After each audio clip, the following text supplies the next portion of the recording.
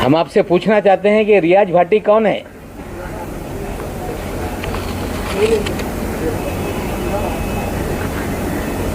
उनतीस अक्टूबर को सहार एयरपोर्ट पे जाली पासपोर्ट के साथ पकड़ा गया,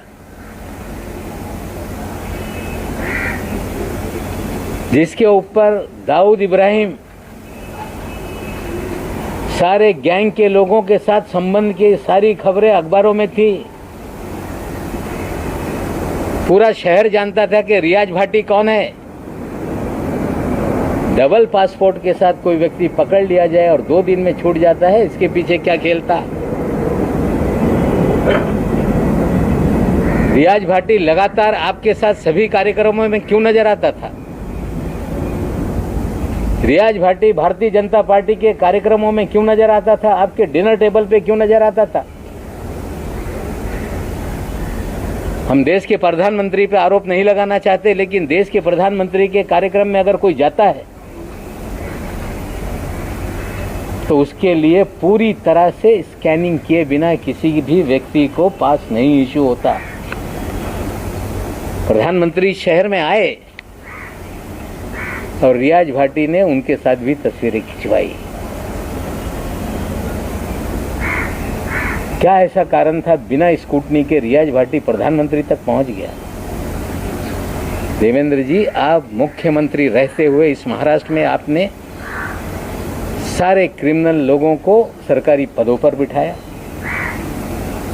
जाली नोट का नेक्सस आपने चलवाया, आपने रियाज भाटी के जरिए पूरी उगाही का काम किया, आपने थाना में कमिश्नर बैठा के कंप्लेंट पूरे महाराष्ट्र की करा के उगाही का धंधा करवाया, और विदेश से खुखाए गुंडे फोन करके सेटलमेंट पुलिस वाले करते थे। और ये सारा खेल आपके आशीर्वाद से महाराष्ट्र में चल रहा था। आज तो इतना बता रहा हूँ, आगे और बहुत सारी काली करतूतें देवेंद्र जी के हैं, मैं लोगों के सामने रखूंगा। देवेंद्र जी का अंडरवर्ल्ड से कनेक्शन कैसे है? रियाज भाटी उनके साथ क्यों घूमता है? 2 पासपोर्ट के साथ अगर कोई अंडरवर्ल्ड का आरोपी एयरपोर्ट पे डिटेन हो जाए तो 2 दिन में कैसे छूट जाता है? प्रधानमंत्री के कार्यक्रम में वीआईपी के पास कैसे बन जाते हैं?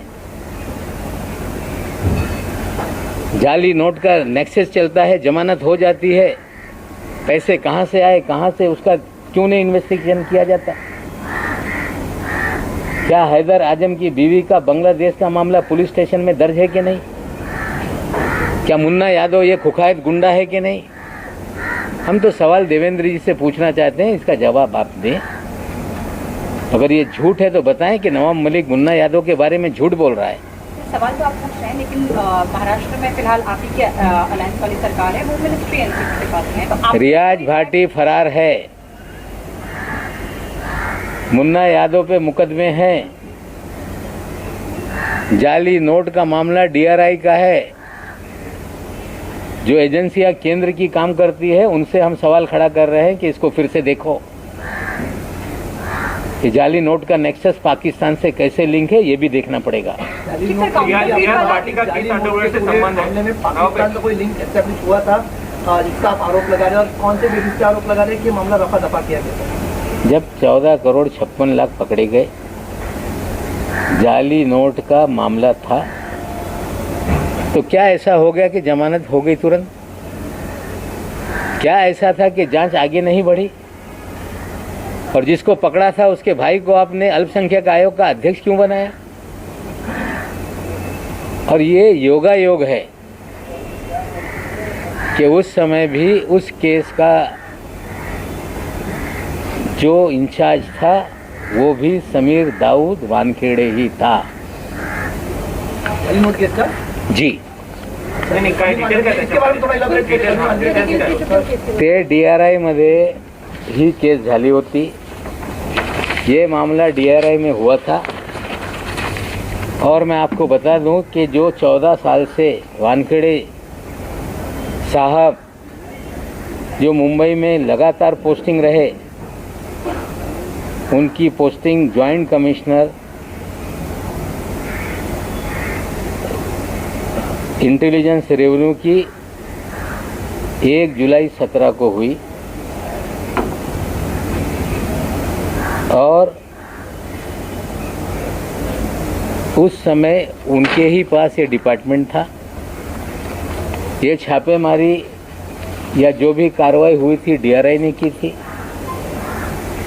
और केस को हल्का करने के लिए यही अधिकारी के जरिए देवेंद्र जी ने सारी मदद की थी। हाजी अरफात के भाई का मामला रफा दफा करवाया था।